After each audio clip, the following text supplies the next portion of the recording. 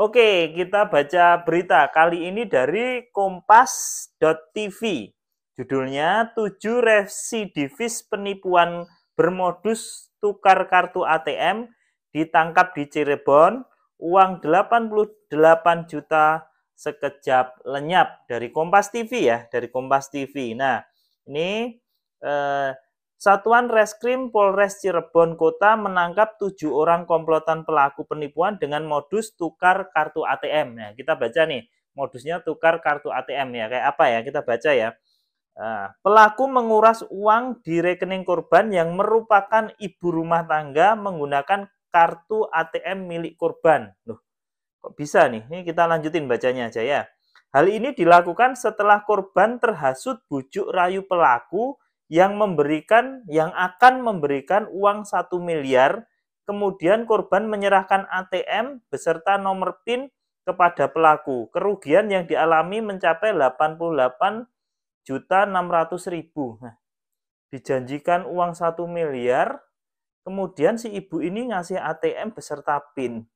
Kok aneh ya? Yuk kita lanjutkan bacanya. Kapolres Cirebon Kota AKBP Ari Indra Sentanu menjelaskan, dalam menjalankan aksi penipuan ini pelaku mengaku sebagai staf di Kementerian PURR di Balikpapan, Kalimantan Timur yang sedang mendampingi investor dari Brunei Darussalam. Oh, pelaku ini ngaku staf Kementerian PUPR. Kemudian dia mengaku mendampingi investor dari Brunei. Wah. Saat mendekati korban, pelaku menjanjikan uang 1 miliar untuk membangun masjid. Oh, gitu. Jadi pelaku ini ada yang menyamar sebagai staf kementerian, ada yang menyamar sebagai investor dari Brunei. Nah, ini ngomong ini kepada korban akan menjanjikan uang 1 miliar untuk membangun masjid. Nah, korban yang terkena bujuk rayu akhirnya menurut pelaku sehingga menyerahkan kartu dan nomor PIN ATM milik korban. Iya toh Ki, mau dapat sumbangan kok malah setor ATM. Aduh, orang-orang ini. Karena terperdaya ya, karena eh, melihat penampilan yang meyakinkan. Mungkin seperti itu ya, investor sama pihak kementerian. Ya,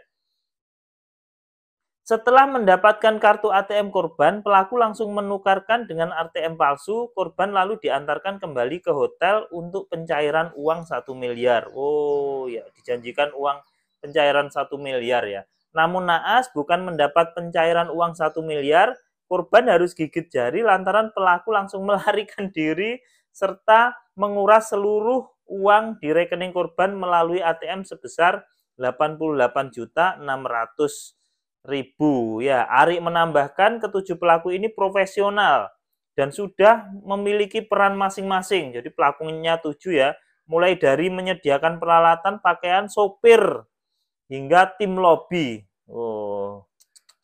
Pelaku pernah ditangkap dalam modus serupa, mereka menjalankan operasi berpindah-pindah dari satu tempat ke tempat lain. Ya, jadi hati-hati ya, ini modusnya ada komplotan ya, ada komplotan pelaku, kemudian ini berjumlah 7 orang, ada yang menyamar sebagai investor, ada yang menyamar petugas kementerian, ada yang menyamar sebagai sopir ya, untuk meyakinkan korban. Nah, korban ini diiming-imingi akan menerima uang investor 1 miliar. Syaratnya harus bayar dulu, harus memberikan ATM-nya dulu untuk verifikasi atau apalah nggak tahu. Ternyata ATM-nya beserta PIN-nya yang sudah dikasih ke penipu ini malah ditarik, dihabisin uangnya.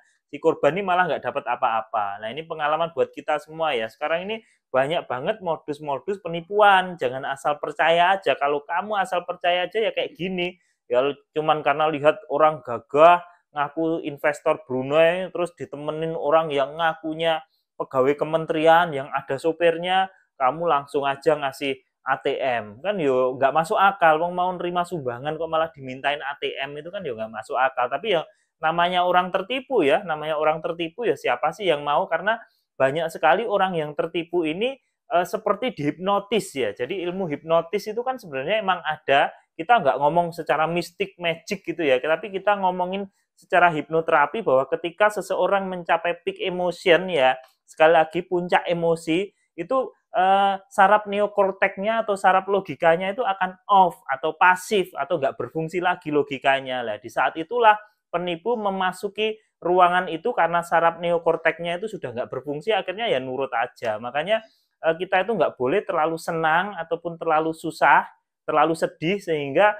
mempengaruhi saraf logika kita. Jadi tetap hati-hati dan waspada.